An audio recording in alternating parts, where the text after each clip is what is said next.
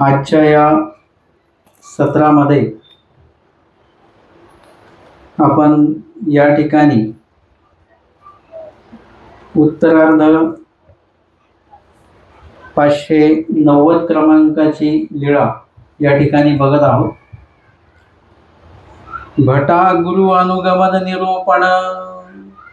भटोबासांना स्वामींनी गुरु अनुगमन म्हणजे गुरूंसोबत चलावं या संदर्भामध्ये निरूपण केलेलं आहे। बेलोपुरी अवस्थान, बेलापूरला आमच्या स्वामींचं अवस्थान आहे। भटी पुसिले, भटोबासांनी स्वामींना विचारलं, जी जी आचारा विचारा कैसे फळ भेद। म्हणजे आचार आणि विचार आमच्या शास्त्र अभ्यासामध्ये महानुभाव पंथाच्या दोन प्रकार येतात, एक आचार आणि एक विचार। आचारपर शास्त्र आणि विचारपर शास्त्र। आचारपर शास्त्रामध्ये महानुभाव पंथीय साधकाने काय आचरण केलं पाहिजे या संदर्भातलं निरूपण आहे। आणि विचारपर शास्त्रामध्ये त्या संदर्भामध्ये जे दृढत्व येतं म्हणजे वैचारिक जे काही ज्ञान आहे, ज्याच्या संदर्भामध्ये जीव, देवता, प्रपंच आणि परमेश्वर यांच्या संदर्भात दृढत्वाने निश्चयात्मक जे सांगितलेलं आहे ते विचारपर शास्त्र आहे। आणि अशा या दोन्ही म्हणजे आहे ब्रह्मविद्या एकच आहे, परंतु त्या ब्रह्मविद्येमध्ये असे दोन विभाग पडतात, एक आचारपर आणि एक निषेधरूप। विहित आणि निषेधरूप आचारामध्ये परत दोन भेद असे पडत असतात। तर जे काही या ठिकाणी विश्लेषण केलेलं आहे ते स्वामींनी जरी सरसकट केलेलं असेल तरी त्याची बरोबर त्या विषयानुरूप त्याची विभागणी ही होत असते। आणि म्हणून शास्त्र ऐकत असताना आपल्याला लक्षात आलं पाहिजे हे विचारपर ऐकतोय की आचारपर ऐकतो आहोत। स्वामी जर का म्हणत असतील की येत हसताही लटिकेनं बोलीजे हो, म्हणजे आचारपर शास्त्र आहे। किंवा संहार प्रकरण निरूपण करत असतील तर ते विचारपर शास्त्र आहे एक प्रकारे, म्हणजे त्याच्यामध्ये काहीतरी निश्चयात्मक जे काय आहे कधी न बदलणार ते सांगितलेलं आहे। आणि अशा पद्धतीने आचार्यांनी विचारलं की आचार आणि विचार याच्यामध्ये फरक काय आहे। दोन्ही समजा आचारपर अभ्यास केला आणि विचारपर अभ्यास केला, या दोन्हीमध्ये काय भेद आहे। स्वामी म्हणतात आचारे योग्यता विचारे दृढता। आचारे योग्यता आणि विचारे दृढता। आचारपर ज्ञान जर का आपण श्रवण केलं तर आपल्याला त्याच्यातनं आचार कळतो। आणि विचारपर ज्ञान जे आहे ते विचारपर ज्ञान जर का कळालं तर काय होतं, त्याच्याने दृढता येते। आचारे योग्यता। आता आचाराच्या संदर्भातलं ज्ञान नुसतं ऐकल्यानेच आपण योग्य होत नाही, त्याच्यासाठी काय करावं लागतं, आचारे। आचार आणि आचारे असं दोन फरक आहे त्याच्यामध्ये। आचार म्हणजे जो सांगितला तो आचार, आणि आचारे म्हणजे जो सांगितलेला आचार आहे तो पालन करणे, ते आचारे। म्हणजे आचरण केल्याने योग्यता। ज्ञान नुसतं ऐकल्याने योग्यता होत नाही, ती योग्यता होईल ती थोडीशी बहुत अशी योग्यता होईल की आपण इतर काही ऐकण्यापेक्षा आपण ज्ञान ऐकतोय, ब्रह्मविद्या ऐकतोय आणि त्याच्यामुळे आपण जे काही योग्य होऊ ते योग्य होऊ। पण जसं तशी जी योग्यता जी आपल्यामध्ये आली पाहिजे ते नुसतं ज्ञान घेऊन होणार नाही। काही लोक म्हणतील आम्ही सगळं पाठांतर आहे आमचं म्हणजे आम्ही योग्य झालो, नाही। जे पाठांतर आहे ते तुम्हाला आचरणामध्ये आणावं लागतं आणि आचरणात आणल्यानंतर मग आपली योग्यता ही होत असते। नुसतंच भोजन तयार करून ठेवल्याने आपलं पोट भरत नाही। भोजन आणि भोजने म्हणजे भोजन केल्याने मग ते पोट भरत असतं, मग भूक जात असते। तशा पद्धतीने आचार्य योग्यता। आचारपर जे काही शास्त्र ऐकलं त्याचं आचरण जर का आपण केलं तर योग्यता म्हणजे त्याच्याने जीव योग्य होतो। जीव स्वरूप जे आहे ते योग्य होत असतं आणि आपल्याला जीव स्वरूपालाच योग्य करायचं आहे। इतर कुठल्याही कार्याने जीव स्वरूप जे आहे ते योग्य होत नसतं. त्यासाठी ईश्वराने विहित केलेला आचारच आपल्याला करावा लागतो, तरच आपण योग्य ठरतो. आणि विचारे दृढता आणि विचारपर शास्त्राने काय होतं की हा जो साधक आहे परमेश्वराचा तो दृढ राहतो. विचारपर शास्त्र सुद्धा तेवढंच आवश्यक आहे.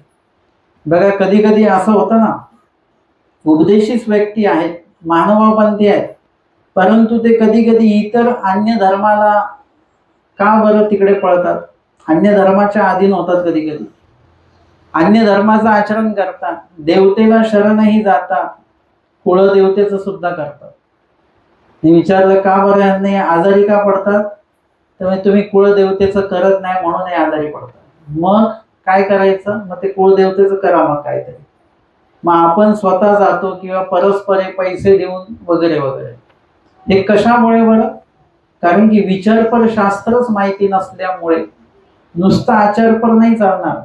विचारपर शास्त्र कशासाठी पाहिजे, तर विचारपर शास्त्रामध्ये अन्य व्यावृत्ती आली, त्याच्यात दृढता आली पाहिजे की या सगळ्या देवता आहेत, परमेश्वर नाही. आणि आपण कोणाचे आहोत आता, आपण परमेश्वराचे आहोत. आता आपला प्रवास उलटा होईल का, लोक चाळीतनं म्हणजे आधी चाळीत राहत असतात आणि चाळीतनं मग बिल्डिंग मध्ये राहायला जातात का, असं असतं का प्रवास कधी, बिल्डिंग मधनं चाळीमध्ये प्रवास तुम्हाला जमेल तरी का, नाही जमणार. तुम्ही म्हटले नाही आम्ही असं तसं राहू पण बिल्डिंग मध्येच राहू, आता परत चाळीत जाणार नाही. तसं आपण अन्य धर्मातनच इकडे आलो, कुठे आलो, ईश्वर धर्माकडे आलो.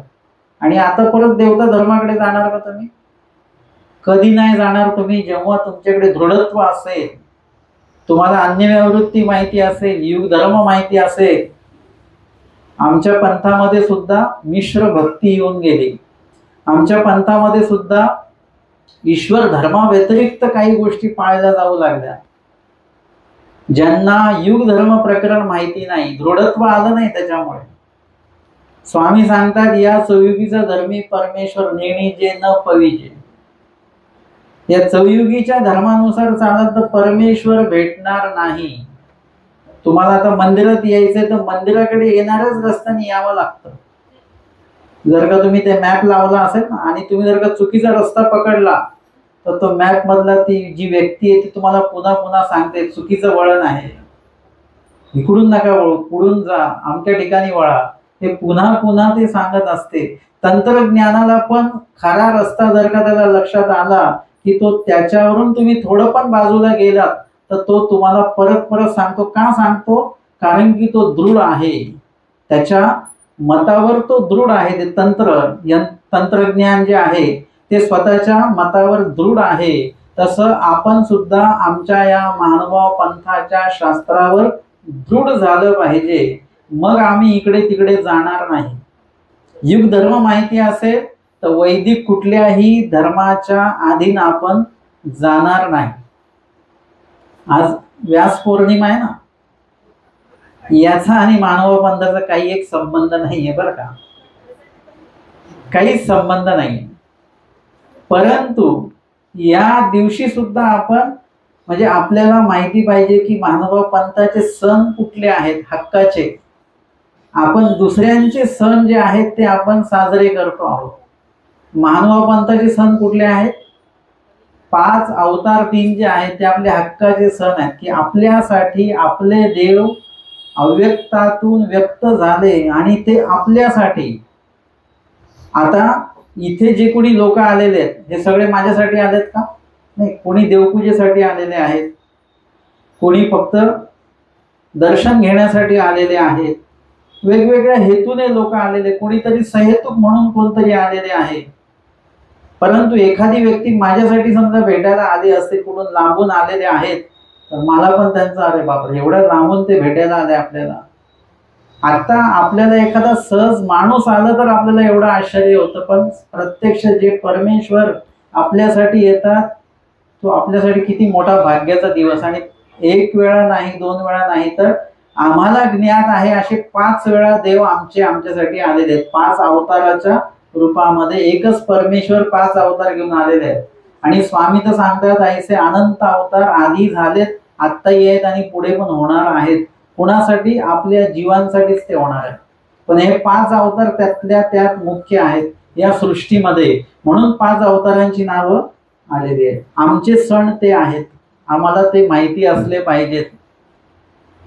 आणि अजून इतर जे काही भाग आहे त्याच्यामध्ये तोही आपल्याला शास्त्राच्याच माध्यमातून लक्षात येईल आणि तेव्हाच ते दृढत्व येईल. एकदा तुम्हाला जीव, देवता, प्रपंच आणि परमेश्वर यांचं विचारपर आणि आचारपर असे दोन्ही प्रकारचं शास्त्र तुम्हाला एकदा अवगत झालं की तुम्ही अन्य धर्माला, देवतेला कसं शरण जाणार नाही.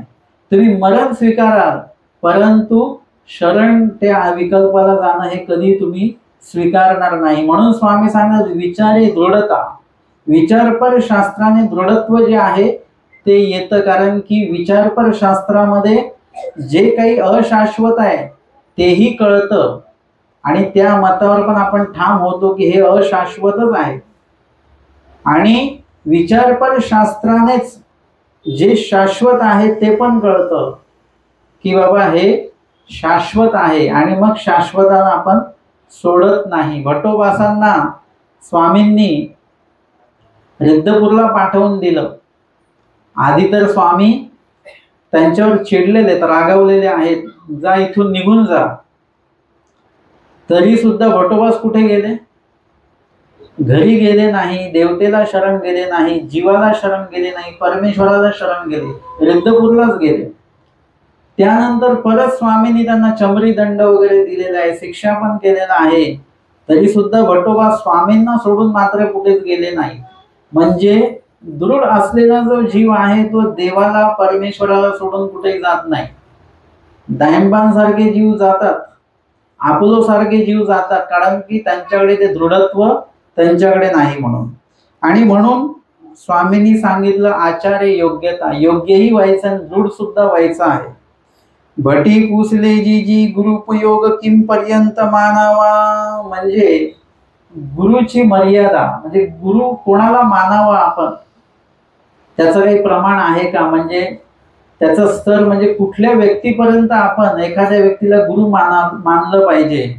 स्वामी सांगतात भाजी गुरु मानावा, म्हणजे ज्यांनी भाजी बनवायला शिकवलेली असेल किंवा भाजी जी कशी खायची ते शिकवलं असेल किंवा भाजी कशा प्रकारे त्या भाजीला सांभारायचं आहे, म्हणजे तुम्ही जे कापणे म्हणता त्याला परमार्गामध्ये सांभारणे असं म्हणतात. कापणे हा शब्द कसा हिंसेला हे करणार आहे, संबोधित करणार, हिंसेच्या जवळ नेणारा तो शब्द आहे, है ना. कापून टाकणे म्हणजे सुरी घेतली आणि सुरीने मी कापलं, म्हणजे काय, त्याच्यात हिंसकपणा कुठेतरी, म्हणून त्याला तो शब्द आहे, पर्यायी शब्द आहे, सात्विक शब्द आहे की सांबरणे, भाजी सांबरली का वगैरे. तर तशा पद्धतीने इथे भाजी गुरु मानावा, म्हणजे एखादी भाजी कशी निवडायची इथून सुरुवात आहे बरं का.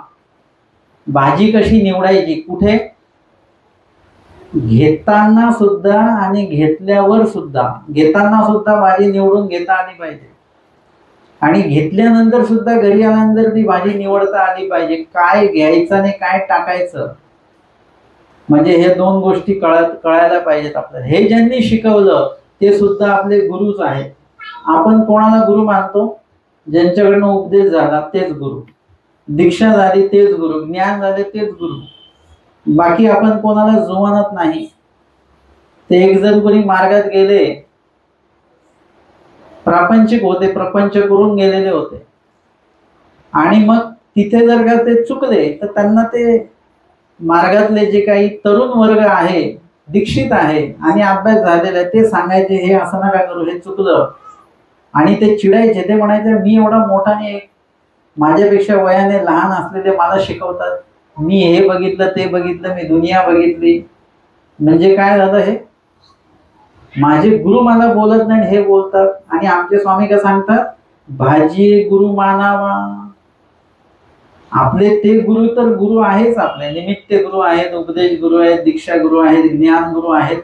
परंतु साने साने विधी अविधी यांचं ज्ञान करून देणारी जी व्यक्ती आहे ती सुद्धा तुमची गुरु निमित्तच आहे. जर का त्यांनी तुम्हाला ते सांगितलं नसतं, नाही सांगितलं, तर आपण अविधीकडेच जात राहू. आता जर का एखादी व्यक्ती आपल्याला चूक सांगत असेल तर तो आपला वैरी असतो का, ते सांगा फक्त. सरांनी जर का कमी मार्क दिले म्हणजे ते का वैरी आहेत का आपले? वैरी नाही, ते सांगतात हे तुम्ही चुकीचं दिलंय, हे चुकीचं लिहत नका जाऊ.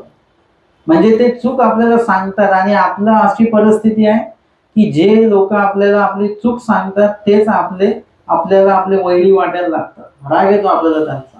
परंतु तसं असता कामा नये. स्वामी सांगतात की जरी तुम्हाला भाजी ये गुरु मानावा, म्हणजे भाजी निवडायला किंवा करायला शिकवणारी व्यक्ती, ती व्यक्ती शिकवते म्हणजे तुम्हाला येत नाहीये म्हणून ती शिकवते. आता आपल्याला कसला कमीपणा वाटला पाहिजे? आपल्याला येत नाही याचा कमीपणा वाटला पाहिजे. आपल्याला कोणीतरी शिकवतोय, आपल्याला ह्याचा कमीपणा वाटतो, मला कसं काय शिकवत होतो. उलट कोणीतरी शिकवतंय, यामुळे आपलं अज्ञान पण फिटतं आणि तेने आरती ते आपले गुरु आहेत, आपलं अज्ञान फेडणारे आहेत, अविधीपासून आपल्याला दूर सारणारे आहेत, विधीच्या जवळ नेणारे आहेत. म्हणून परमार्गामध्ये गेल्यानंतर तुमच्यापेक्षा वयाने लहान, तुम्ही जर का 60 वयाचे असाल आणि मार्गातली व्यक्ती 25 वर्षाची असेल, आता त्यांचं तुम्हाला ऐकावं लागेल, कारण की ते तुमच्यापेक्षा वयाने जरी ज्येष्ठ नसतील तरी आचाराने मात्र ते तुमच्यापेक्षा ज्येष्ठ आहेत, त्यागाने तुमच्यापेक्षा ज्येष्ठ आहेत, हे लक्षात घ्या. इथे वयाचं नसतं बघा, अध्यात्मामध्ये वयाचं काही नाही आहे. इथे तुम्ही समर्पण कधी केलेलं आहे, किती केलेलं आहे, याच्यावरून तुमचं ज्येष्ठत्व त्या ठिकाणी सिद्ध होत असतं. आणि म्हणून अशा वेळेला माझं तर म्हणणं आहे की एखाद्या वेळेस मी साधू आहे, आता मी निरूपण करतोय, पण माझं काही चुकत असलं आणि तुम्ही जर का मला सांगत असले तर मी सुद्धा तो कमीपणा वाटून नाही घेतला पाहिजे. कारण की कदाचित माझ्या दुर्लक्षपणामुळे माझ्याकडनं ती चूक होते, तुम्ही लगेच लक्षात आणून जर का दिली तर मी ते मान्य करून घेतलं पाहिजे. हा, हे बरोबर आहे, असं आहे बरं का, ते मी बोलण्याच्या ओघात माझ्या लक्षात नाही आलं. म्हणजे कुणाचंही कुणी ऐकावं. जर का समोरचा व्यक्ती चांगलं सांगत असेल तर तो व्यक्ती कुठल्याही वयाचा असो, कुठल्याही जातीचा असो, कुठल्याही ठिकाणचा असो, कसाही असो, त्याचं आपण ऐकलं पाहिजे. जर का तो ईश्वरोक्त काही सांगतोय, चांगलं सांगतोय, विधियुक्त जर का आपल्याला सांगतोय, त्याचं आपल्याला ऐकता आलं पाहिजे. म्हणजे मार्गातला लहान मुलगा जरी तुम्हाला काही सांगत असेल तरी ते सुद्धा तुम्ही ऐकून घेतलं पाहिजे, तुम्हाला तिथे कमीपणा वाटला नाही पाहिजे. आणि म्हणून स्वामी सांगतात भाजीये गुरु मानावा, म्हणजे तुमची बुद्धी सकारात्मक असली पाहिजे, सात्विक असली पाहिजे आणि मान अपमान रहित तुम्ही असले पाहिजे. इत्यादी काही गोष्टी तुमच्याकडे असतील तरच तुम्ही समोरच्यांचं ऐकून घ्या, नाही तर आपण तर कुणाचंही ऐकून घ्यायला तयार नाही. जर का कोणी म्हटलं की असं बसा, तर माहिती आहे आम्हाला, आम्ही नेहमी येतो देवपूजेला, अरे काही संबंध नसताना एकदम आपण बोलून जात असतो, तर तसं नाही पाहिजे. आपल्याला कुणी काही चांगलं सांगतंय तर ते चांगलं आहे हे आधी समजलं पाहिजे आणि ते आपल्या चांगल्यासाठी सांगतात हे दुसरं समजलं पाहिजे आणि हे केल्याने आपलं चांगलं होणार हे तिसरी गोष्ट समजली पाहिजे. हे 3 गोष्टी क्रमाने जर का समजल्या ना तर आपण कुणाकडूनही आपण चांगलं वाईट दोन्ही ऐकू शकतो. आता तर मी तुम्हाला चांगलं ऐका असंच सांगतोय, आमचे स्वामी सांगतात वाईटही ऐका, दोही ओढवा सांगतात स्वामी. मनसा वाचा कर्तव्य. कोणी जर का तुम्हाला अपशब्द बोलत असेल ऐकून घ्या, तुम्ही प्रतिउत्तर देऊ नका.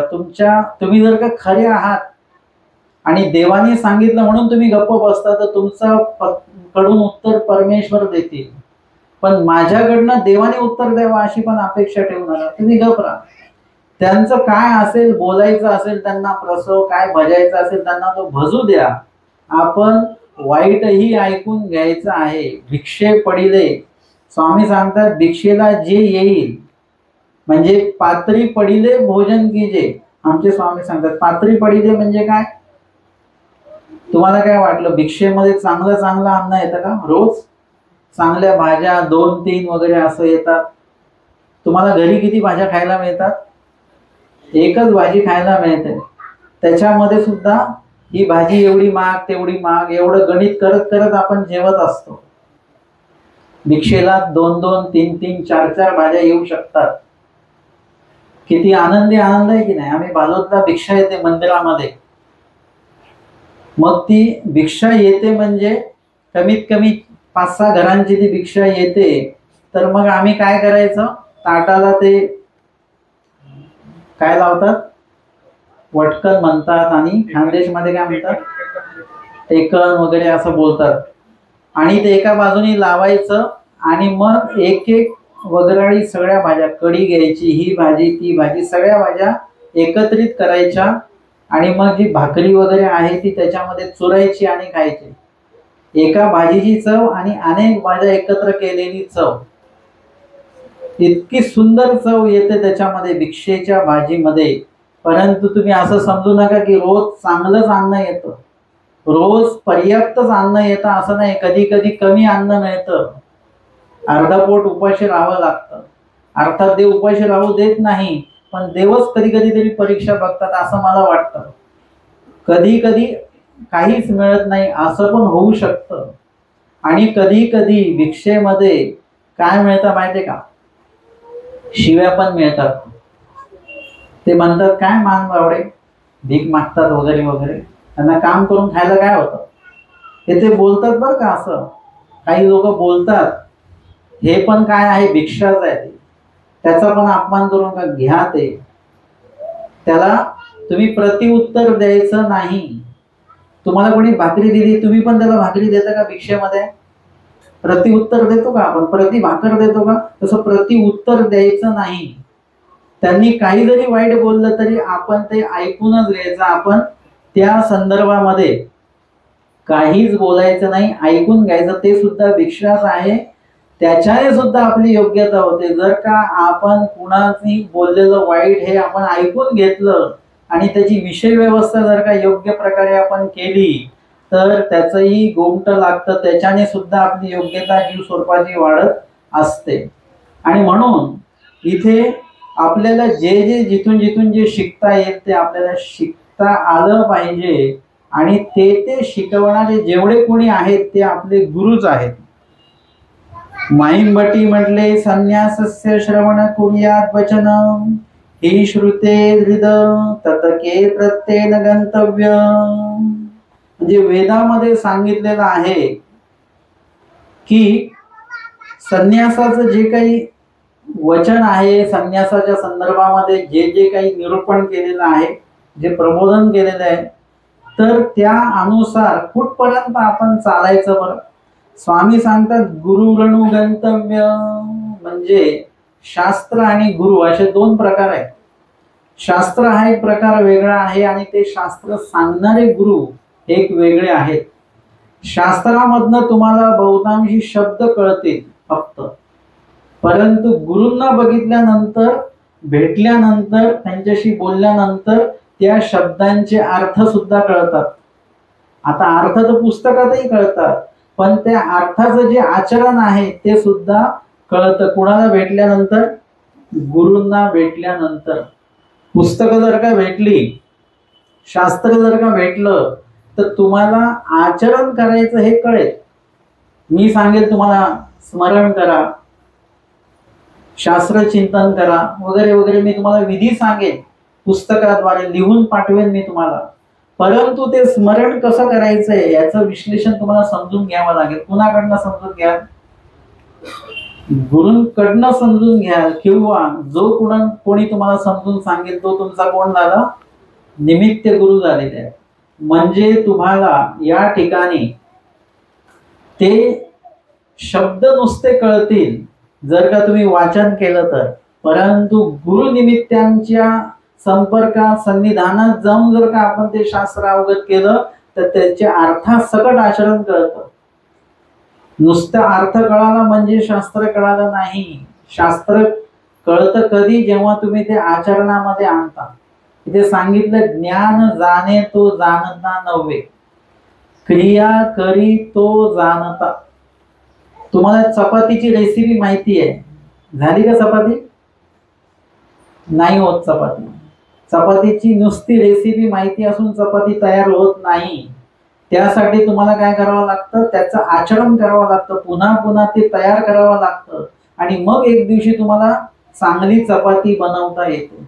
आचरण करावं लागतं एखाद्या पदार्थाच्या संदर्भामध्ये, तेवढं तुम्हाला प्रॅक्टिकल सुद्धा त्या संदर्भात करावं लागतं. तसं प्रत्येक वचनाच्या अर्थाचं तुम्हाला प्रॅक्टिकल, ज्याला शास्त्र भाषेमध्ये आचरण म्हणतात आणि तुमच्या वैज्ञानिक भाषेमध्ये त्याला प्रॅक्टिकल म्हणतात, आणि इकडे काय म्हणतात, आचरण.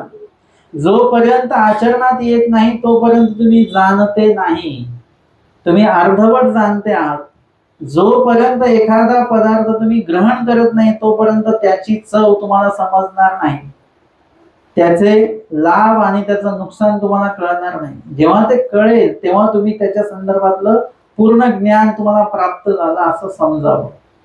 तसंच प्रत्येक वचनाचं अर्थ आणि अर्थाचं आचरण जोपर्यंत आपल्यामध्ये येत नाही तोपर्यंत आपण जाणते म्हणवल्या जात नाही, म्हणजे आपण तिथे अधुरे आहोत.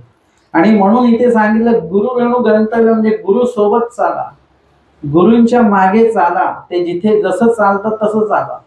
म्हणजे सुरुवातीला तुम्हाला काय करावं लागेल, देखो वेखी, म्हणजे गुरूंनी डोळे बंद केलेले स्मरण करताना तुम्ही बंद करा, देखो वेखी करायचंय. त्यांनी गाठी काढली, आपण गाठी काढा.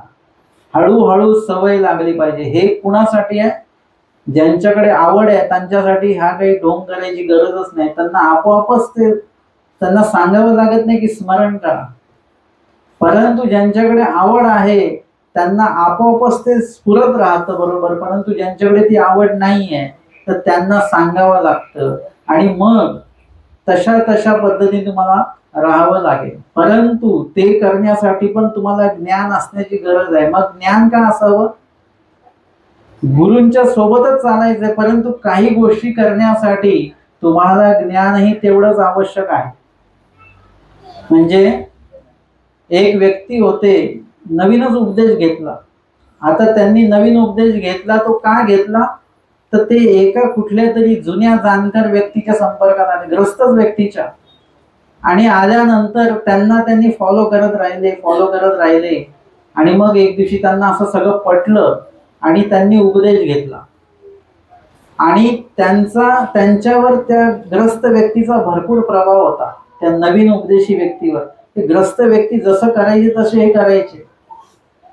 असं करता करता एक दिवशी इथेच बरं का, मंदिरातच प्रसाद वंदन सुरू होतं, आणि तेही बसलेले होते, आणि ज्यांच्यामुळे त्यांनी उपदेश घेतला ती ग्रस्त व्यक्ती पण त्यांच्याच बाजूला देवपूजा करायला बसले. हे त्यांना फॉलो करत होते सगळं बघत. गुरु रेणू गंतव्य, गुरु सोबत चाला. परंतु आता असं झालं की ती जी जुनी व्यक्ती होती ती प्रसाद वंदन करताना खाली वाकायची आणि ते करायची असं करत होते ते. आता त्या व्यक्तीला वाटलं की ही सत्य घटनेवर का इथेच घडलेली आहे, आणि त्यांनी पण तसंच करायचे. आता मी देवपूजा द्यायला होतो तर मी हे बघितलं, माझ्या लक्षात आलं की बाबा ह्यांना इतकं फॉलो करतात की हे वाकल्यानंतर करतात तसं ते पण करतात. हे प्रत्येक वेळी चालू झालं. प्रसाद वंदन झाले, विशेष वंदन, मूर्ती. आता हे काय झालं की जी जुनी व्यक्ती होती ज्यांच्यामुळे त्यांनी उपदेश घेतला त्या व्यक्तीला झाली होती सर्दी. ते खाली वाकले की नाक गळत असलं की काय होतं, खाली वाकले की ते असं करावंच लागतं. आता ती व्यक्ती त्या व्यक्तीला फॉलो करत होती. त्यांना असं वाटलं की प्रसाद वंदन करताना, देवपूजा करताना असंच करायचं असतं. म्हणजे एवढं तरी अज्ञानत्व असू नये, त्यासाठी ज्ञान असलं पाहिजे.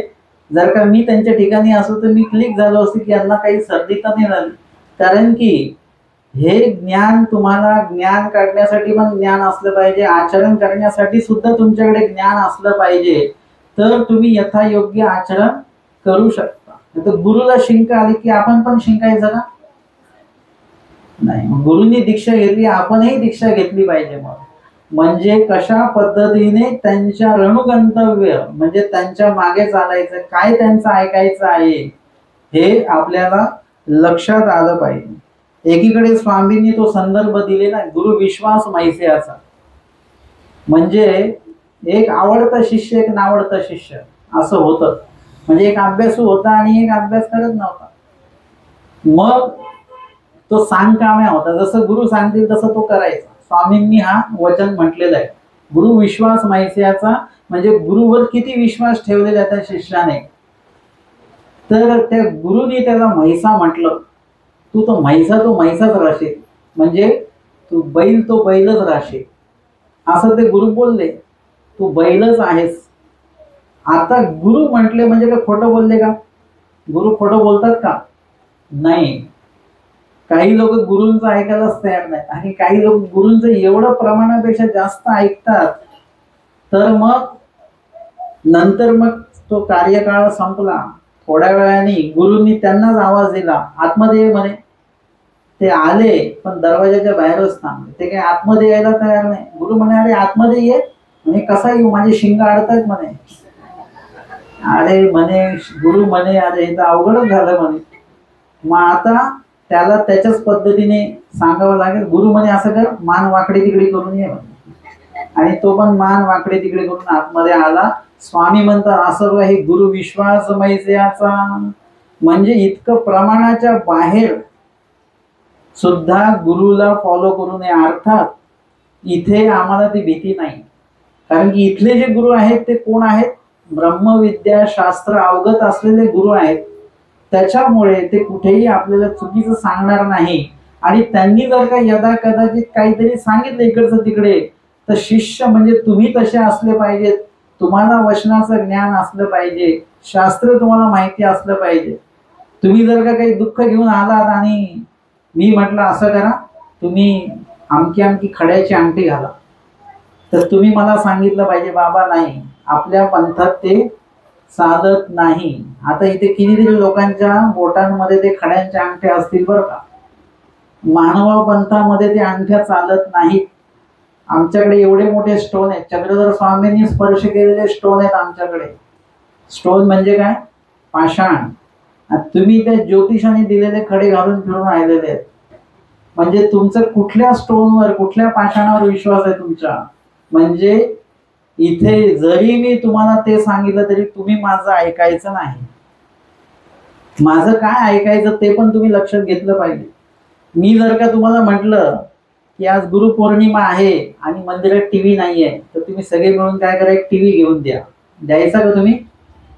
नाही देणार. मग तुम्हाला क्षोभ झाला तर, गुरु रागावले तर? जरी मी टीव्ही मागितला, मी स्वतः जरी मागितला तरी घेऊन द्यायचा नाही. तुम्ही माझ्याही गोष्टींना, कुठल्या गोष्टींना फॉलो करायचं आहे कुठल्या नाही हे तुम्हाला कळण्या इतपत तुम्ही ज्ञानी असले पाहिजे. तुमच्याकडे तेवढं ज्ञान असणं गरजेचं आहे.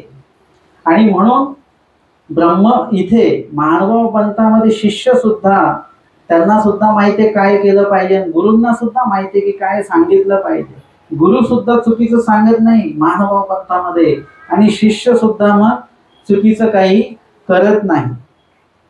तव भटी म्हटले, जी जी श्रुती वच संन्यास करुनी श्रवण केल्या, गुरु अनुसंगिक वर्तावे, ते निरालंबीची का न व्हावे. म्हणजे इथे संन्यास वचनांच्या वचनाचं श्रवण केल्यानंतर संन्यास धर्म काय आहे वगैरे हे सगळं जाणून घेतल्यानंतर देखील आपल्याला जर का गुरु अनुषंगिक वर्तावे, म्हणजे गुरु सोबतच राहायचं आहे, ते निरालंबीची का न व्हावे. मग निरालंबीच का राहू नये आपण बरं? म्हणजे निरालंबी का असू नये? आपण ज्ञान घ्यायचं आणि मग आपापल्या घरी निघून जायचं. गुरु सोबत राहण्याची काय आवश्यकता आहे? असं इथे भटोबासांनी प्रश्न केला. स्वामी म्हणतात, वानर्या तुम्ही म्हणता ते तैसेची, म्हणजे इथे मी घरी जा असं म्हटलं, परंतु तसं नाही. निरालंबी राहणं म्हणजे काय? कुणाचंच आलिंगन नाही ठेवायचं. ज्ञान जे शास्त्र जे घेतलेलं आहे त्याचं आचरण करण्यासाठी आपलं नित्यादिक्रमे आपण नित्याटन करण्यासाठी निघून जावं. आणि कुणाचंच आलिंगन ठेवायचं नाही, दोषरूपी आलिंगन ठेवायचं नाही, मनुष्यरूपी कुठलं आलिंगन ठेवायचं नाही.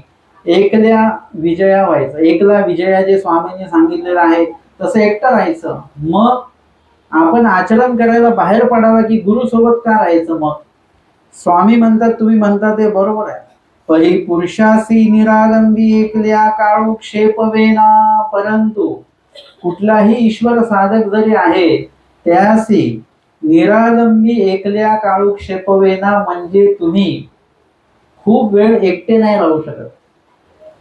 आपल्याकडे दोन्ही भाग येतात. आपण खूप वेळ माणसांमध्ये पण नाही राहू शकत. एका विशिष्ट वेळाने आपण थोडा अलिप्त व्हायला बघतो, थोडासा आराम करतो. थोडासा आता तुम्ही आराम केला, 1 दिवस 2 दिवस आराम केला, कुठेच मिसळले नाही, मग तुम्हाला असं वाटतं आता एकटं राहून राहून कंटाळा आला, तर थोडंसं भेटून गाठून येऊया कोणाला, ओळखीच्या लोकांना. म्हणजे या ठिकाणी आपल्याला आपण एकांत काळामध्येही अधिक काळ राहू शकत नाही आणि लोकांत काळामध्ये देखील आपण अधिक वेळ राहू शकत नाही. आपल्याला या दोन्हीचा समतोल ठेवायचा आहे. लोकांचाही संसर्ग करायचा आहे, संपर्क करायचा आहे, तो एक मोजका वेळ, आणि एकांतामध्ये पण आपल्याला वेळ द्यायचा आहे. एकटं सुद्धा राहायचं आहे, त्याला सुद्धा एक थोडा वेळ द्यायचा, म्हणजे खूप वेळ नाही द्यायचा. एकांक जो वेळ आहे तो आपल्याला आपलं चिंतन करण्यासाठी, आपल्यामध्ये काही चिंतन सुरू आहे ते कळण्यासाठी, आपलं आचरण आपल्याला स्वतःला कळावं यासाठी एकांक आवश्यक आहे. परंतु जास्त तुम्ही एकांतात राहिलात तर तुम्ही डिप्रेशन मध्ये जाऊ शकता. आपण आपल्याबद्दल विचार करायचा आहे, तो पण काही विशिष्ट वेळात, जास्त वेळ करायचा नाही. खूप वेळ तुम्ही स्वतःबद्दलच विचार करत राहिले तर तुम्हाला एका विशिष्ट वेळाने तुमचे इतके दोष दिसायला लागतील की तुम्ही स्वतः डिप्रेशन मध्ये जाल.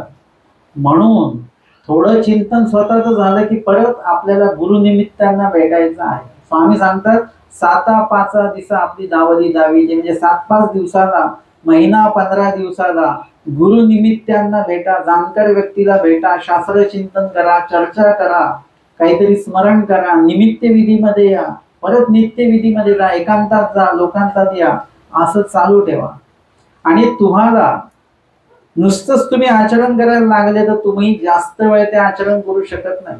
मंदिरात आलात, देवपूजा झाली की आता डोळे बंद करून स्मरण करायचं, एकदम तल्लीन झाला, आनंद वाटला, 1 तास 2 तास 3 तास 4 तास बसू शकता.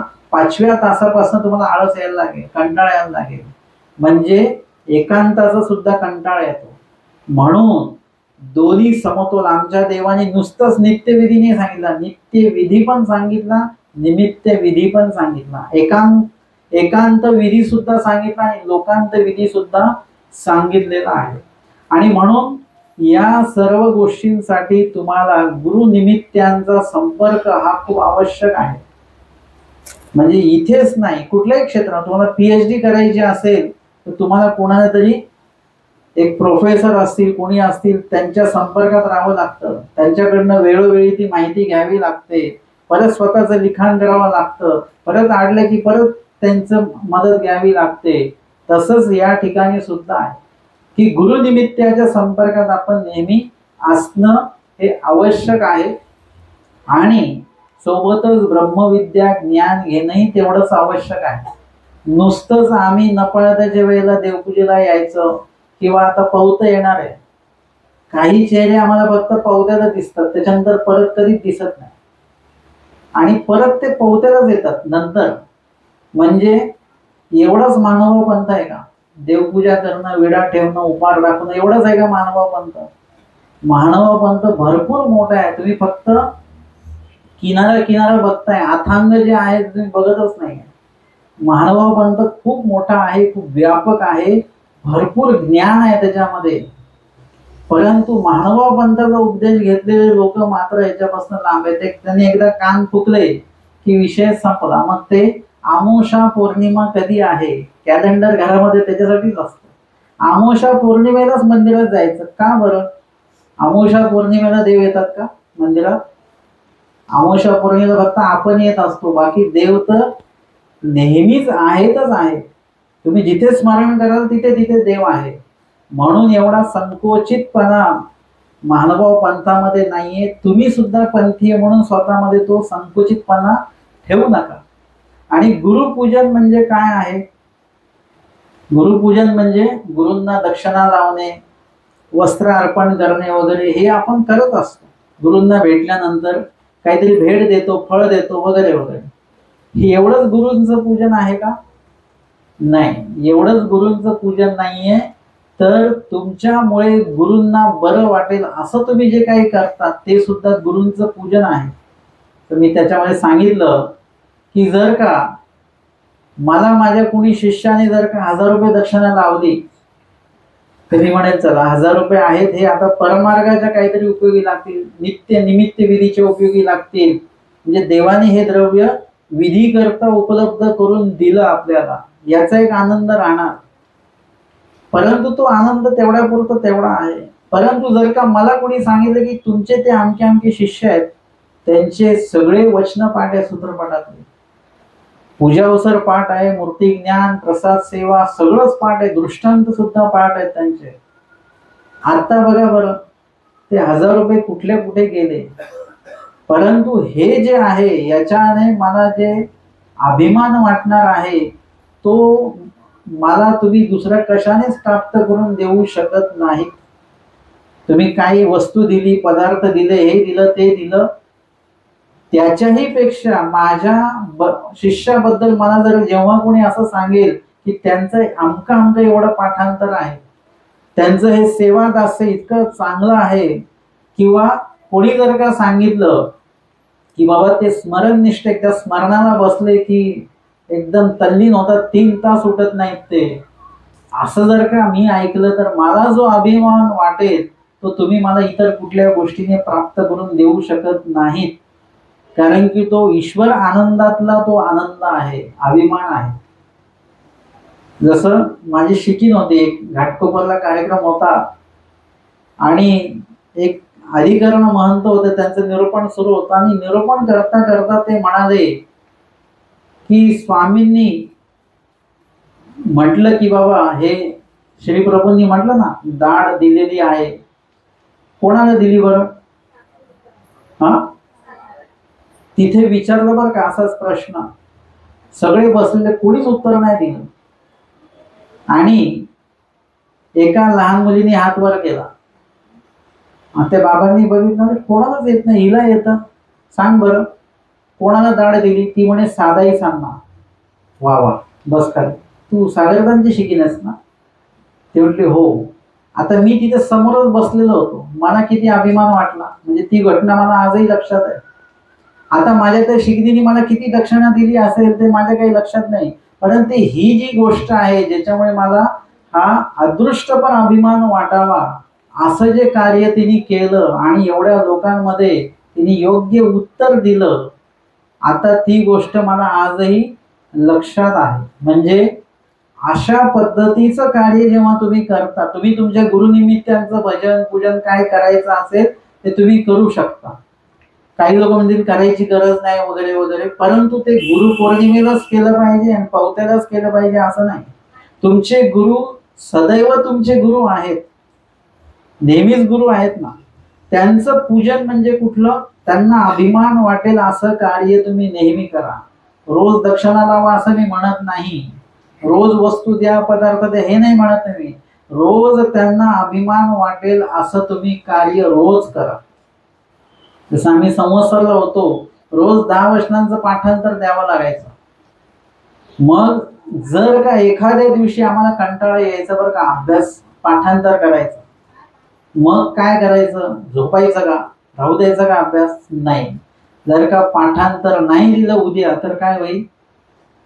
म्हणजे आम्ही जायच्या आधी मामाजी शिक्षाच करायचे सरळ. आम्ही गेलो तेव्हा शिक्षा हा प्रकार नव्हता, शिक्षा दिल्या जात नव्हती. परंतु आम्हाला ते जाणवायचं की जर का आम्ही भोगाला नाही गेलो, अभ्यासाला नाही गेलो, पाठांतर नाही दिलं तर मामाजी आतल्या आत नाराज होते आपल्यावर, किंवा यांनी पाठ नाही केला. दिवसभर होता, 24 तास होता आम्हाला. म्हणजे आम्हाला ते जाणवायचं की जर का पाठांतर नाही दिलं तर गुरुजी नाराज होते. मग काय केलं पाहिजे? पाठांतर केलंच पाहिजे. मग कुठल्याही हालतीमध्ये ते पाठ करायचं म्हणजे करायचं. आणि ते जेव्हा पाठ द्यायचो आम्ही, तेव्हा त्यांना काहीतरी अभिमान वाटत असेल की नाही?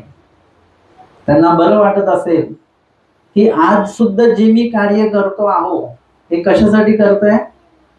की कुठेतरी माझ्या गुरुजींपर्यंत हा निरोप पोहोचला पाहिजे की मी काय करतोय, आणि त्याबद्दल त्यांना अभिमान वाटला पाहिजे की हा योग्य कार्य करतो आहे. जर का मी असंच रिकामं फिरत राहिलो असतो तर माझे गुरु म्हटले असते, काय करतोय तू वगैरे, काहीतरी केलं पाहिजे, अभ्यास केला वगैरे केलं. परंतु आज माझ्याबद्दल माझ्या गुरुजींना अभिमान काहीतरी असेल असं मला वाटतं.